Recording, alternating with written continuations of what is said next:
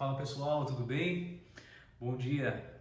Bom, decidi gravar a aula de hoje porque eu tenho um compromisso lá na igreja no domingo, neste domingo, exatamente no horário que a gente costuma estar juntos. Então, um pouco diferente hoje vai ser nossa aula gravada, tá bom?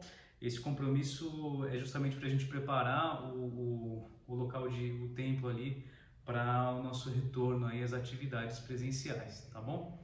Vamos orar, pedindo a direção de Deus nesse momento? Oremos.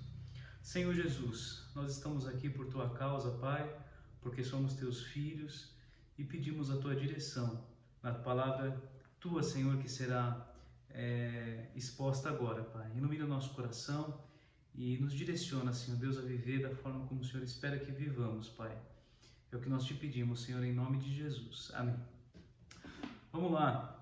A gente tem estudado, então, como todos vocês já sabem, o livro do autor John Piper, que chama-se Coronavírus e Cristo, né? Perspectivas diferentes da nossa vida cristã em relação à realidade em que todos estamos vivendo, impostas aí por essa pandemia do coronavírus, né? Bom, nós vamos falar acerca hoje da volta de Cristo Jesus, uma perspectiva bem diferente, né, dentro do mesmo tema daquilo que a gente tem falado nos últimos domingos, tá? E o texto inicial está em Atos, capítulo 1, versículo 11. Justamente no final aí do ministério, essa passagem ela está aí contextualizada no final do ministério de Cristo Jesus. Ele já havia morrido, ressuscitado e estava subindo aos céus, e as pessoas estavam com os olhos fixos, né, naquela cena de Cristo Jesus ascendendo aos céus. E aí, então elas ouvem: Galileus, por que vocês estão olhando para o céu? Este mesmo Jesus que dentre vocês foi levado ao céu voltará da mesma forma como o viram subir. Então aqui, né, de maneira tão clara foi dito que Cristo Jesus, o nosso Senhor, o nosso Salvador, ele voltará. Isso é um fato, é uma verdade sobre a qual a nossa vida deve estar apoiada, e é exatamente sobre esse fato que nós vamos conversar nessa manhã. Às vezes as pessoas falam assim: a única certeza que a gente tem na vida é de morrer, né? A morte é a única certeza que se tem na vida. E isso é uma mentira, porque a única certeza que a gente tem é que nosso Jesus voltará, e pode ser que nós não passemos pela morte. Então, para o cristão, a única certeza que há é que, de fato, Cristo Jesus voltará.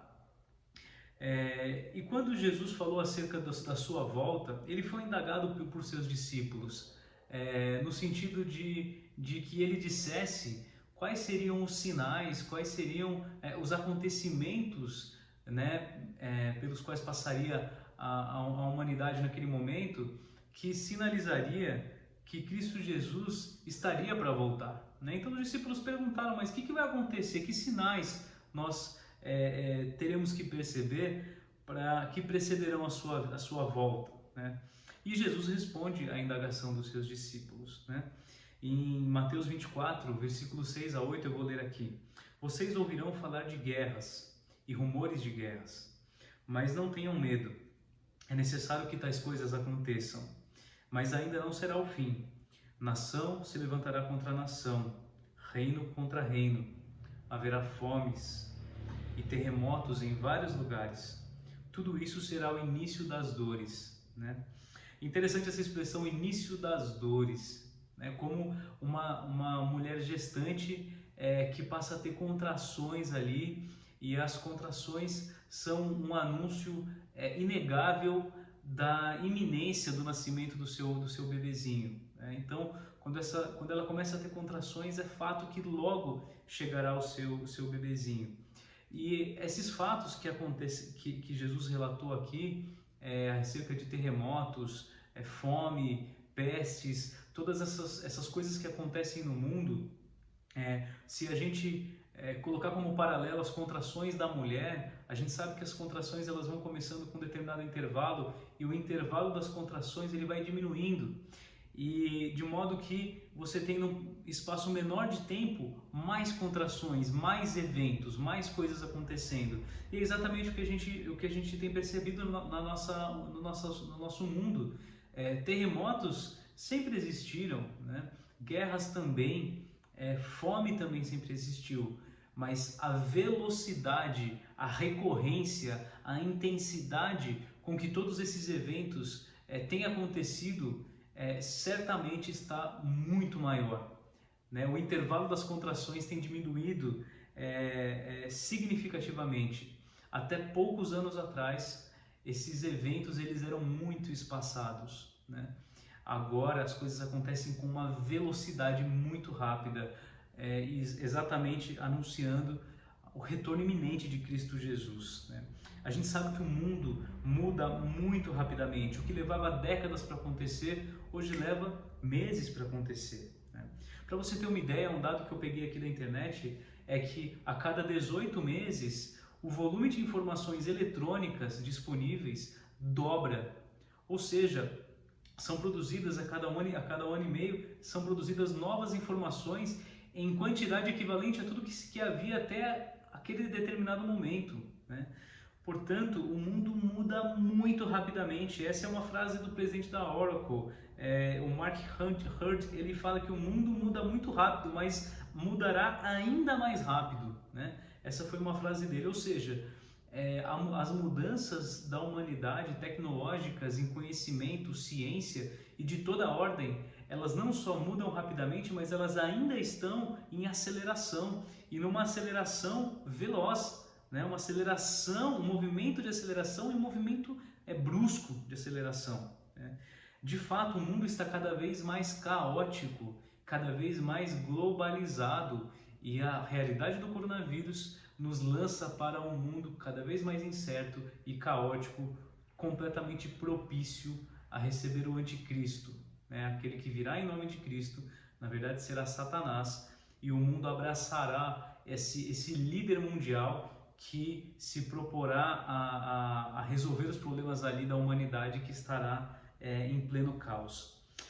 Olha só, gente, eu fiquei pensando acerca do meu avô, o mundo que meu avô viveu, e eu conheci meu avô. Eu me lembro do meu avô, pai do meu pai, né? O pai da minha mãe ainda é vivo, seu Francisco, meu avô, mas o pai do meu pai, o seu Júlio, eu o conheci, né? Eu me lembro dele. E meu avô faleceu sem ver um aparelho celular, né? O mundo que ele viveu era um mundo completamente diferente. Não havia internet, ou a internet ainda não estava completamente popularizada. Não havia TV a cabo, né? Imagina, isso foi ontem, né? Tem pouquíssimo tempo.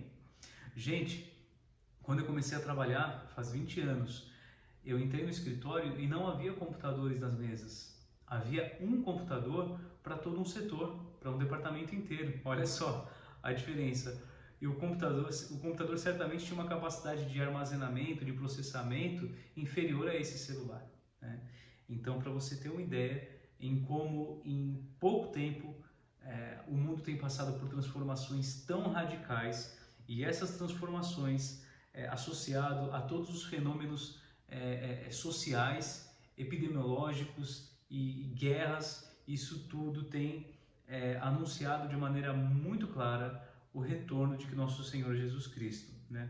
Se a gente pensar em pandemias, é claro que o coronavírus pela qual a gente está vivendo, e a mais drástica em escala global, nunca antes vista. O mundo já passou por epidemias, né? A gripe espanhola, recentemente o H1N1, gripe suína, sarampo, febre amarela, a própria dengue. Eu perdi um tio, né, aos 50 e poucos anos de idade, de dengue. Muitas pessoas morreram de dengue, mas agora o coronavírus ele chegou em escala global, né? Afetou o mundo, virou o mundo de cabeça para baixo em escala global como nunca se viu antes, né? A igreja cristã já falou bastante acerca da volta de Jesus Cristo, e muitas vezes a igreja deu previsões fracassadas acerca da volta de Jesus, porque quis cravar uma data e Jesus não voltou naquelas datas que estavam previstas para que ele voltasse. Até o pastor Alfredo ele costuma mencionar um ditado da época que parecia até cara de versículo, né? Aos 1000 chegarás, 2000 não passarás, como se fosse ali uma previsão de que Jesus Cristo voltaria antes dos anos 2000. E de fato isso não aconteceu. Mas uma coisa é certa: a volta de Jesus está cada vez mais próxima. A volta de Jesus é iminente. A sua volta é inegável. É um fato real que está para acontecer e está cada dia mais perto. Tá? Como uma mulher que sofre para dar à luz, estamos em meio a esse sofrimento, em meio a essas dores de parto. A Bíblia fala que a criação geme até agora como em dores de parto. Em Romanos 8:22 usa essa expressão, como se o mundo tivesse ali naquelas cólicas de parto, né? E de fato nós gememos enquanto aguardamos a glorificação dos nossos corpos, o retorno de Cristo Jesus. E em Marcos 13, Jesus ele é muito veemente quando ele fala acerca do nosso comportamento em relação à sua vinda, à sua volta, né? Diz assim em Marcos 13, versículo 33, fiquem atentos, olha a linguagem forte que Jesus usa, vigiem, vocês não sabem quando virá este tempo. É como um homem que sai de viagem e deixa sua casa encarregada de tarefas, cada um a seus servos, e ordena ao porteiro que vigie. Portanto, vigiem, porque vocês não sabem quando o dono da casa voltará. Se à tarde, à meia-noite, ao cantar do galo ou ao amanhecer. Se ele vier de repente, que não os encontre dormindo. Por isso, digo a vocês, vigiem. E aqui sempre com ponto de exclamação, né? Com essa ênfase que Cristo está dando em relação ao nosso comportamento a respeito da sua vinda. Cristo, portanto, nos encoraja a termos uma postura de vigilância, de atenção, que é contrária a uma postura de distração, uma postura leniente em relação às coisas da vida, né? Uma postura distraída, uma postura desatenta, né? Ou com a nossa atenção voltada para coisas efêmeras, desnecessárias, fugazes, né?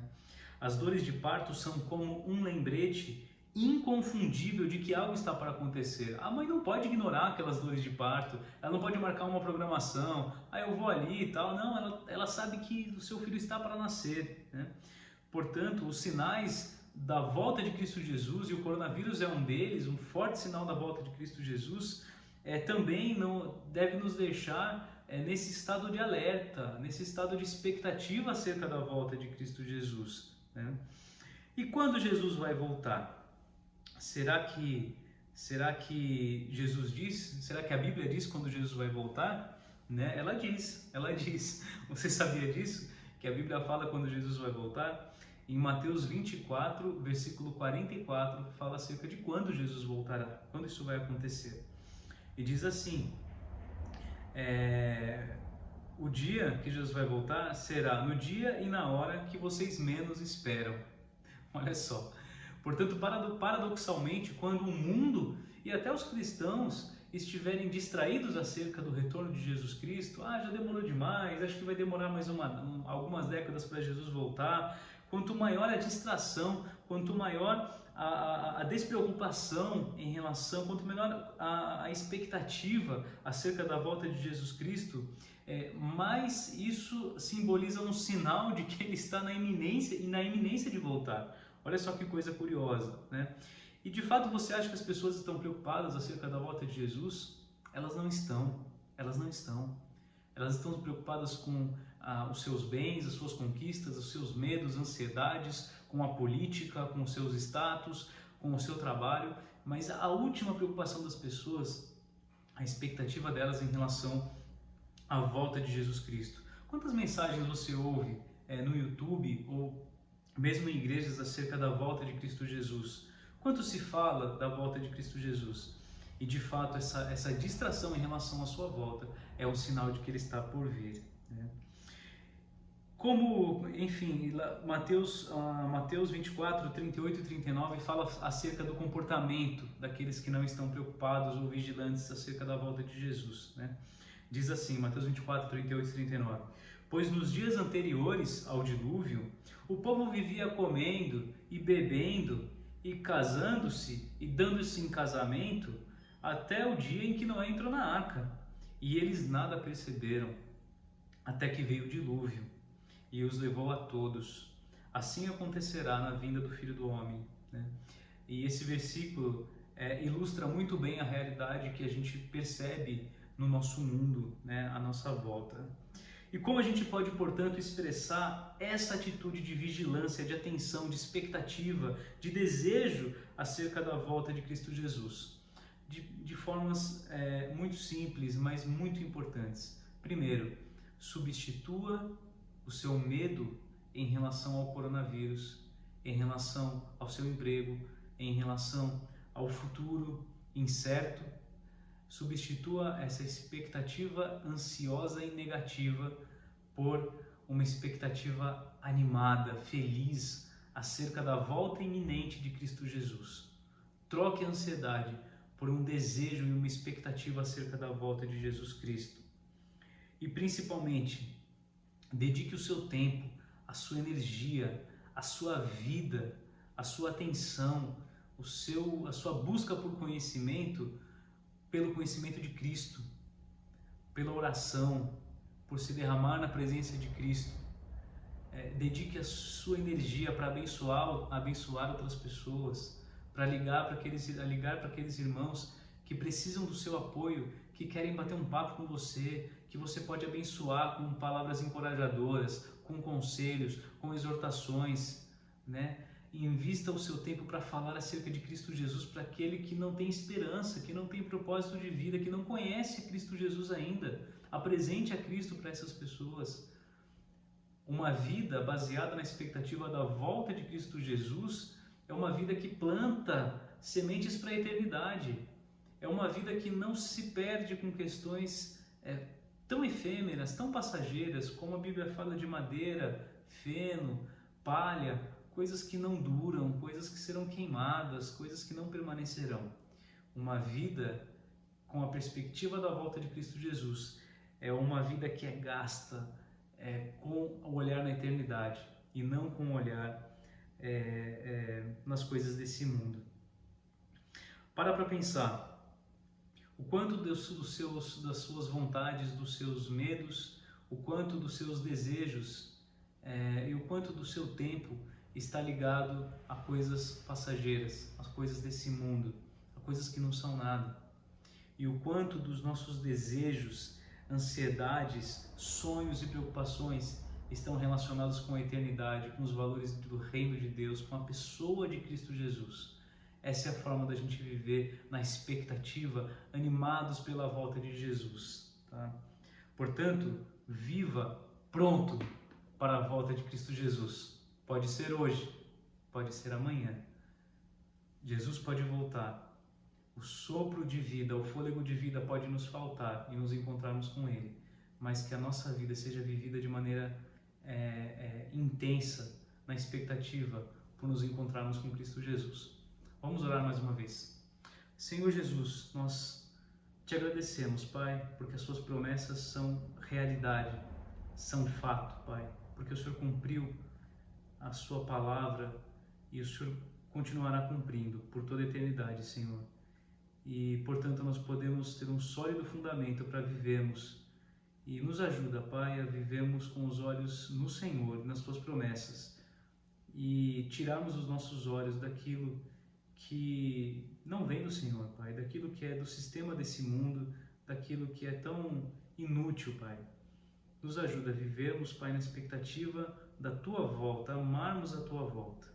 É o que nós te pedimos, Senhor, em nome de Jesus. Amém. Obrigado, bom domingo, Deus te abençoe.